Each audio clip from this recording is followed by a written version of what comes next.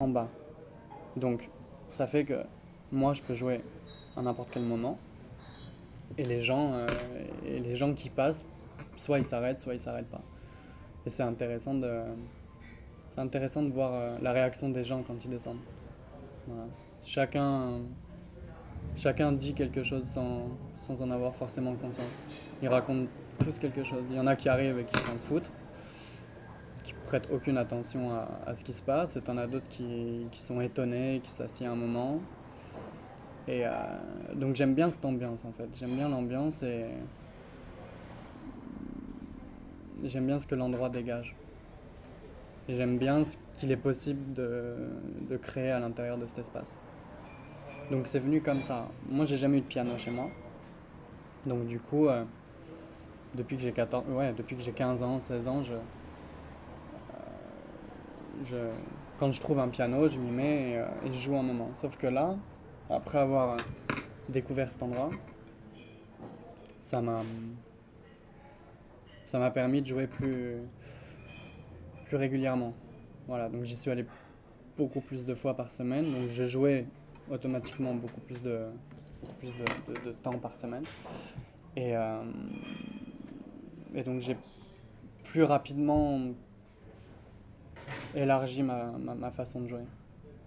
Et du coup, tout ça, je le dois à cet endroit et c'est pour ça que c'est important de réaliser tout ça ici, dans ces conditions-là et dans cette atmosphère-là, en gros, si je devais résumer en quelques mots. Après, je pense que mes compositions, encore une fois, c'est pas des compositions écrites, mais on va dire que j'arrive à, je me souviens parfaitement de quel son aimer quelle note. Et du coup, sur cette base-là, je crée mes propres, euh, mes propres mélodies. C'est plus des mélodies que des morceaux établis. C'est, c'est, comment dire? Ouais.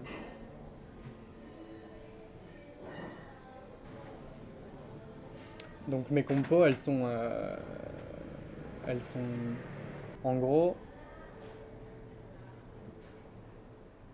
je me débrouille pour retenir une mélodie qui me touche. Et cette mélodie, après, je la travaille plus ou moins sur le long terme et j'habille entre guillemets une base. J'ai toujours la même base, j'utilise toujours les mêmes accords. Et sur cette base d'accords, je vais aller plus ou moins vite et je vais jouer plus ou moins fort.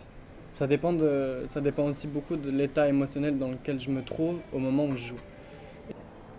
J'ai l'impression de raconter une histoire à travers, à travers des mélodies. Ces mélodies-là, je les garde, je les fais évoluer. Voilà. Si je devais définir ma façon de faire de la musique, je dirais que c'est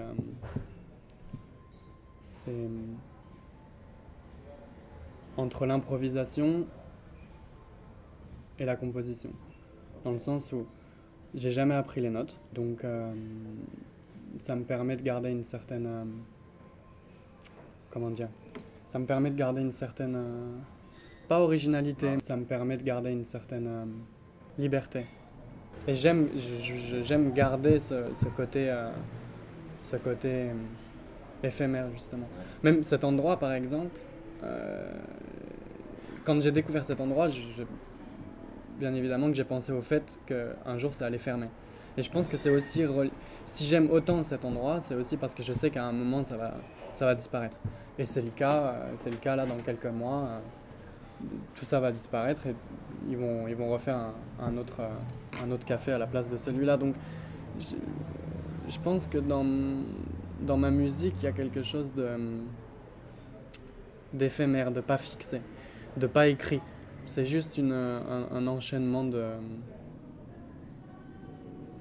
un enchaînement de notes un enchaînement de notes qui se rapproche, je pense, assez, assez près de ce que je suis moi. d'une partie en tout cas de ce que je suis, de ce que je véhicule. Voilà.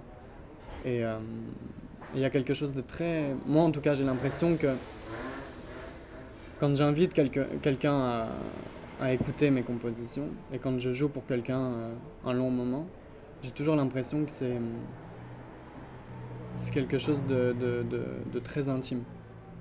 De très intime dans le sens où j'ai vraiment, par le biais de la musique, sans parole, je raconte des histoires. Et il y a quelque chose de très personnel et de très sacré, quelque part. Et pour parler plus...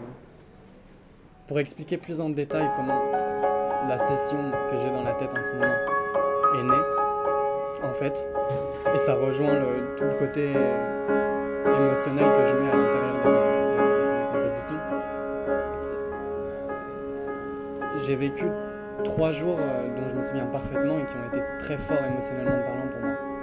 Et quand je suis rentré à Paris, la première chose que j'ai faite, après avoir quitté Paris pendant 3 jours, je suis revenu à Paris, je suis allé dans cet endroit, au Pigalle, et je suis descendu pour jouer.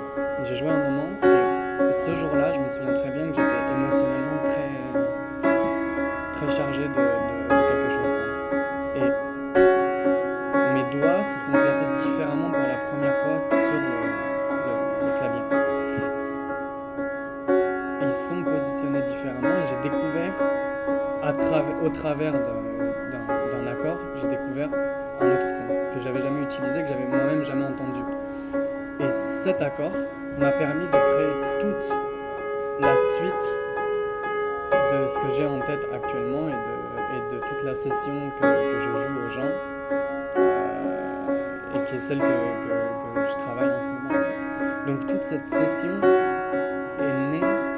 vient du simple fait d'avoir positionné mes doigts d'une toute nouvelle manière. Donc ça aussi, le fait de ne pas avoir appris la musique me permet de l'amener d'une façon, encore une fois, assez personnelle. Voilà. Je fais de la musique parce que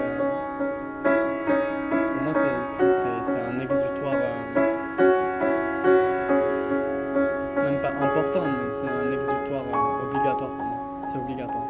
C'est quelque chose qui vraiment je pourrais pas arrêter quoi. Je pourrais pas arrêter, j'ai commencé assez jeune, j'ai pas commencé par le piano d'ailleurs, j'ai commencé par la guitare quand j'avais 10 ans. J'ai arrêté un moment et j'y suis retourné, mais je pense que la musique, en tout cas moi c'est comme ça que je vois les choses, la musique, quel que soit l'art dans lequel quel que soit le projet artistique que tu mets en route, la base doit être passionnée. Je sais pas comment expliquer. Et si la passion rentre en compte, et c'est précisément le cas pour moi concernant la musique, on m'a jamais forcé à apprendre un instrument, on m'a jamais dit il faut que tu joues du violon, il faut que tu joues du piano, ce sont des choses qui sont venues à moi et qui m'ont appelé, je pense, du fond. J'ai pas l'impression de soigner mon âme, mais j'ai l'impression de la nourrir. C'est vraiment ça en fait. J'ai l'impression de nourrir mon âme. À l'heure actuelle, c'est un besoin. Plus qu'une simple envie, entre guillemets. C'est un besoin dans le sens où je sais, moi, que le fait de prendre le temps de le faire m'aide quelque part et me dessert atrocement autre part. C'est-à-dire que il y a quelque chose en tout cas pour moi, il y a quelque chose de l'ordre de la déconnexion. Quand je joue, si je joue même ne serait-ce que 10-15 minutes, comme ce sont 10-15 minutes qui sont assez intenses, ça va me déconnecter du reste, entre guillemets. Et il va falloir un léger temps d'adaptation pour revenir à la vie, quoi, réelle, entre guillemets. Voilà. J'ai l'impression de faire une coupure quand je joue.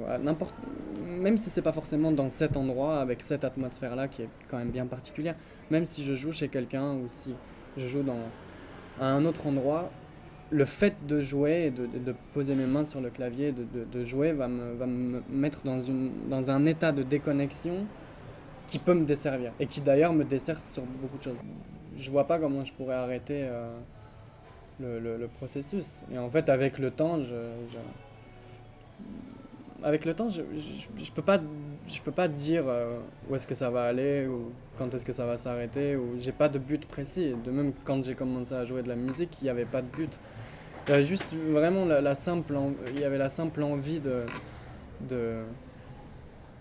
ouais, un appel, un appel. Il n'y a pas d'autre mot pour qualifier. Parce que quand j'ai commencé à jouer du piano, je pouvais pas jouer avec les deux mains. J'étais beaucoup moins rapide au niveau de la technique. Et tout ça, c'est venu à force de jouer. Même s'il y a même s'il y a de longues périodes dans ma vie, ce que j'appelle longue période, c'est 3 4 5 mois maximum, où j'ai absolument pas joué. J'invite des gens justement, en tout cas je propose à des gens de venir écouter ce que je fais. J'en suis arrivé à un point où aujourd'hui c'est presque un besoin, ça devient un besoin de le faire partager avec les autres. Voilà, aujourd'hui c'est ça. Autant les premières années, je ressentais pas le besoin de faire écouter aux autres ce que je faisais, autant là aujourd'hui, il y a quelque chose qui est...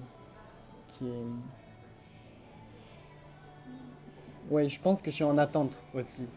Je suis en attente d'avis extérieurs.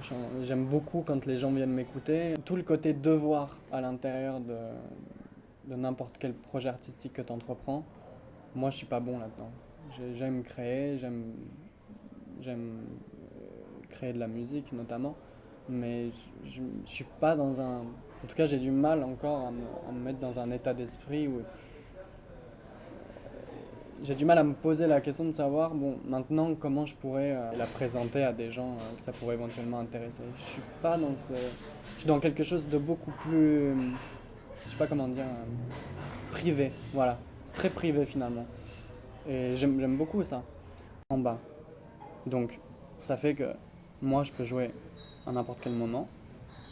Et les gens qui passent, soit ils s'arrêtent, soit ils s'arrêtent pas. Et c'est intéressant de voir la réaction des gens quand ils descendent. Voilà. Chacun dit quelque chose sans en avoir forcément conscience. Ils racontent tous quelque chose. Il y en a qui arrivent et qui s'en foutent, qui prêtent aucune attention à ce qui se passe. Et t'en as d'autres qui sont étonnés, qui s'assiedent un moment. Et donc j'aime bien cette ambiance en fait. J'aime bien l'ambiance et j'aime bien ce que l'endroit dégage. Et j'aime bien ce qu'il est possible de créer à l'intérieur de cet espace. Donc c'est venu comme ça. Moi j'ai jamais eu de piano chez moi. Donc du coup, depuis que j'ai 15 ans, 16 ans, je, quand je trouve un piano, je m'y mets et je joue un moment. Sauf que là, après avoir découvert cet endroit, ça m'a ça m'a permis de jouer plus régulièrement. Voilà, donc j'y suis allé beaucoup plus de fois par semaine, donc je jouais automatiquement beaucoup plus de temps par semaine. Et, euh, et donc j'ai plus rapidement